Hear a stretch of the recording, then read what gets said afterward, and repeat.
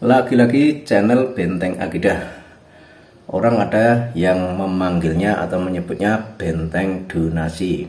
Ada juga yang menyebutnya benteng hibah. Dan kedua label tersebut memang tepat untuk channel benteng ini. Terserah Anda mau menamai benteng apa. Karena jika dinamakan benteng donasi, memang isinya video itu banyak yang tujuannya adalah untuk mencari donasi. Dilihat dari videonya, jadi sebelum si penceramah ini muncul, itu biasanya ada penawaran donasi, jadi seperti iklan. Terus kemudian kalau dinamakan benteng hibah, yaitu ternyata tepat karena memang isi kontennya itu berisi hibah.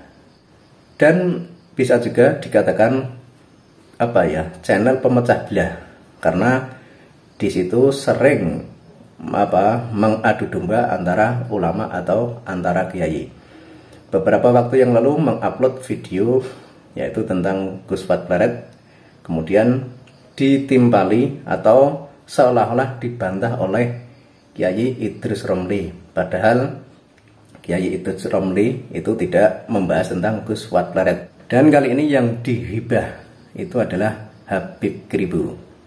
Kita simak saja videonya.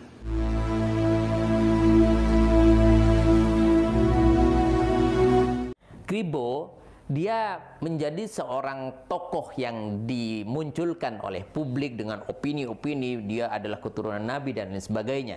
Bukan berarti dengan kategori Habib dia menjadi orang yang mewarisi ilmunya baginda Rasul SAW, dan ini faham terhadap keislaman. Coba Anda perhatikan, dia mudah yang tidak setuju dengan Islam Nusantara, dia yang sesat. Islam ini begini. Jadi Ustadz ini sebenarnya aneh. Dulu ketika Gus Fuad Baret itu mengkritik para Habib yang bikin onar di NKRI, dia seolah-olah tidak terima dan seolah-olah memvonis bahwa Gus Fuad Baret itu tidak suka dengan Habib. Nah, sekarang giliran dia sendiri malah tidak suka dengan Habib Kribo. Jadi gimana ini cara berpikirnya Pak Ustadz ini? Ketika Anda mau bertanya tentang soal agama, maka tanyalah kepada orang yang mewarisi ilmunya baginda Nabi SAW. Siapa? Al-ulama. Saya tidak akan berpanjang kata di dalam persoalan ini. Saya akan langsung mengangkat satu contoh. Ternyata Kribo betul-betul mengakui bahwa dia adalah orang yang tidak ahli di dalam ilmu. Ternyata Kribo ini adalah orang yang tidak paham terhadap keilmuan. Trik dan metodenya hampir sama dengan video-video sebelumnya, yaitu menggiring opini.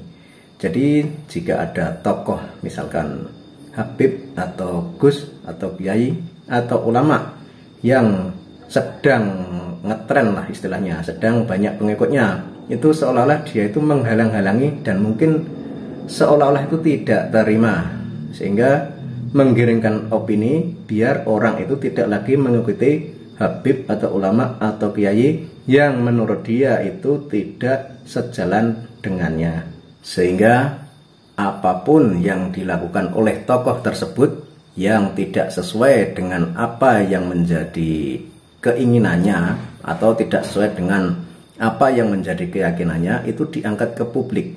Yang pertama, Anda bisa lihat videonya. Kribo tidak paham dan tidak ngerti bahasa Arab. Bagaimana mungkin di mana Al-Quran berbahasa Arab, hadis berbahasa Arab, Allah mewahyukan kepada baginda Nabi SAW berbahasa Arab, literatur Islam sumbernya berbahasa Arab. Bagaimana mungkin dia paham terhadap agama Islam kalau dia tidak bisa bahasa Arab? Kurang lebihnya begitu. Jadi mungkin ini maksudnya Pak Ustadz ini yang bisa bahasa Arab cuma dia saja, sehingga ketika Habib Kribo mengatakan di videonya bahwa beliau tidak bisa bahasa Arab, itu dibahas. Padahal kalau ini Pak Ustadz ini tahu, kalau pernah jalan-jalan atau keliling ke pesantren-pesantren, terutama yang tradisional, itu banyak sekali orang yang pintar bahasa Arab, dan itu sudah menjadi kebiasaan sehari-hari. Dan mereka juga tidak pamer, tidak sombong, cuman biasa saja, karena itu udah makanan keseharian. Bahwa bahwa kitab yang diturunkan sebagai sumber rujukan keislaman yaitu berbahasa Arab, bagaimana Allah menjelaskan semuanya itu dengan bahasa Arab bagi orang yang ngerti, orang yang alim, orang yang mengetahui. Ya'lamun di sini Ibnu Katsir menyampaikan di dalam tafsirnya, ai innama ya'rifu hadzal bayana wal wuduha al ulama'ur rasikhuna. Jadi Pak Ustadz ini kelihatannya tampak bangga sekali kalau bisa menunjukkan dalil atau ayat atau hadis dengan bahasa Arab. Padahal itu udah biasa, orang kayak gitu biasa Pak, banyak yang bisa.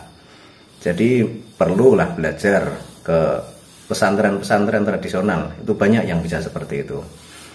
Dan kesimpulannya di sini itu ya ini si Ustadz ini apa ya? Memang bahasa Arab terus apa tadi hadis dan Quran itu juga kelihatan fasih.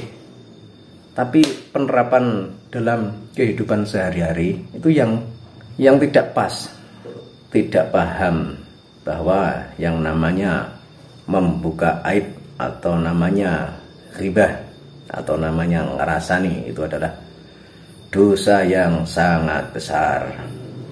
Itu Pak Ustadz itu mungkin untuk ayat bagian ini kelupaan mungkin. Coba nanti silakan dicek ayat tentang ghibah, dosanya seperti apa.